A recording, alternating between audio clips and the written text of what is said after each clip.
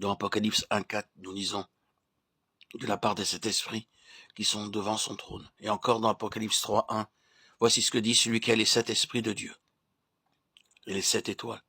Puis dans Apocalypse 4.5, devant le trône brûlent sept lampades ardentes qui sont les sept esprits de Dieu. Et encore dans Apocalypse 5.6, un agneau qui était là comme immolé. Il avait sept cornes et sept yeux, qui sont les sept esprits de Dieu envoyés par toute la terre. Tout au commencement du livre de l'Apocalypse, notre attention est attirée par le trône. Le message du livre est très important pour les temps de la fin. À cause de cela, il nous est dit très clairement dans le chapitre 1 au verset 3, « Heureux celui qui lit et ceux qui entendent les paroles de la prophétie, et qui gardent les choses qui y sont écrites, car le temps est proche. » Croyez-vous au jour de la fin? Croyez-vous en la parole de Dieu, aux prophéties faites sur les temps de la fin? Les 30 signes mentionnés dans 2 Timothée se vérifient un par un dans presque tous les pays. Et c'est pourquoi nous devons lire ce livre encore et encore pour connaître le dessein de Dieu et le plan de Dieu pour le salut. Dans Apocalypse 21.7, nous avons le résumé du message de ce livre. Celui qui vaincra héritera ces choses. Je serai son Dieu et il sera mon fils. Au fur et à mesure que nous méditons, nous entrons dans le cœur de Dieu et nous voyons combien Dieu veut nous donner toutes choses de la nouvelle création et non celle de la vieille création.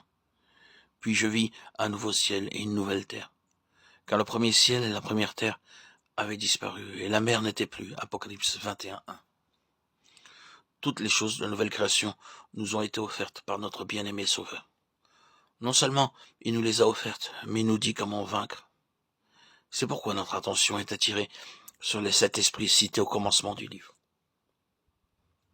Quelques-uns peuvent dire, comment pouvons-nous, nous stupides et faibles humains, nous hisser à une position aussi élevée? Croyez-vous que Dieu est miséricordieux, tendre et bon, et qu'il veut nous élever pour partager son trône? D'autres pensent que cela est très difficile, mais la réponse est par son esprit, cela est possible. Ni par la force, ni par la puissance, mais par mon esprit, c'est possible. Si nous permettons au Saint-Esprit de travailler en nous pleinement, librement, profondément et complètement, nous serons de ce fait préparés pour partager le trône de Dieu en tant que roi, pour régner avec lui sur son trône. Les mots « cet esprit » sont répétés 4 fois.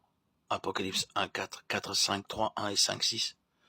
Nous pouvons diviser l'œuvre du Saint-Esprit en 4 groupes, chaque groupe ayant 7 parties. Ces 7 noms ont été donnés dans la Bible au Saint-Esprit. L'Esprit de sainteté, l'Esprit éternel, l'Esprit de vérité, le Consolateur, l'Esprit du Fils, l'Esprit de force, d'amour et de sagesse, l'Esprit d'onction. Ces 7 noms nous disent quelle est la principale fonction de l'œuvre du Saint-Esprit dans nos vies. L'œuvre septuple du Saint-Esprit s'opère en nous. L'œuvre du Saint-Esprit que nous pouvons voir de l'extérieur, c'est-à-dire la septuple œuvre apparente du Saint-Esprit dans nos vies, œuvre qui peut être vue par nos amis, nos ennemis, nos voisins, les étrangers, les parents ou les croyants. Cela ne peut pas être caché. Ce travail nous est montré clairement dans Romains 8.9. Pour vous, vous ne vivez pas selon la chair, mais selon l'Esprit, si du moins l'Esprit de Dieu habite en vous. Si quelqu'un n'a pas l'Esprit de Christ, il ne lui appartient pas.